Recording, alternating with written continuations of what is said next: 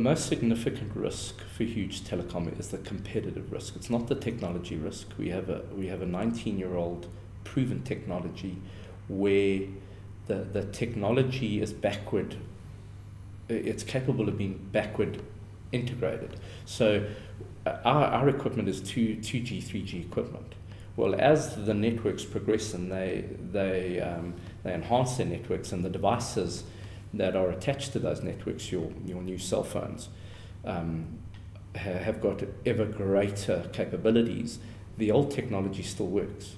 Now, our technology is not a consumer technology. We don't need cosmetics. So our 2G, 3G equipment will continue to work because of what one normally calls backward compatibility. So no technology risk, it's the competitive risk. It's the larger players out there in the market and their pricing position, how aggressive they are at a pricing level at various segments of the market. And depending on how that pans out, that is a risk. So too aggressive a pricing strategy can have an impact ultimately on our customer base and the size of our customer base, which would, if it's very aggressive and we can't compete at a price level, it would see a decline in our revenues. And at the upper segment of our market in the last 18 months, we've seen some serious pressure, and we've taken some big client losses in the last 18 months. But when you look at the lower segment of the market, which is the greater, it offers the greater margin potential, that we're not seeing great price competition at. And that's really where we've, again, restructured our business to focus on the lower segment of the market. And that would be typically somebody who wants to make 10 concurrent telephone calls at once. A company that has 300 staff members, we would typically be losing that customer to a telecom who's prepared to be very price aggressive because of volume. So it is price competition that's your key factor here. I think what mitigates that is that there would be two ways to attack this market. One is by lowering your own price. The other is by taking out your competitors. And when I say taking out your competitors, acquiring them.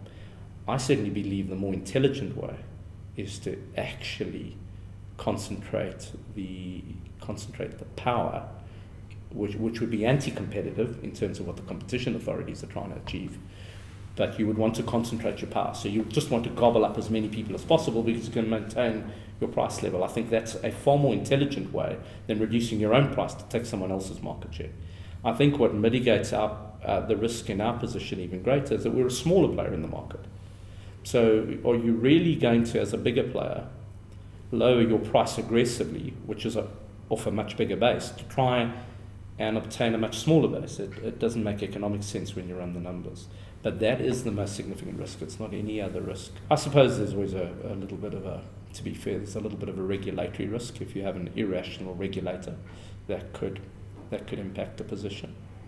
I think there are more technology risks facing our competitors, based on not so much the technology in itself, but the technology risks that emanate or arrive in a more service-orientated position. So, as an example, a voice over IP environment is a far more technical environment than a GSM wireless-based solution that we deliver. I mean, my technical staff in the salary curve compared to the technical staff of a voice over IP operator, they're far down the salary curve in terms of cost base.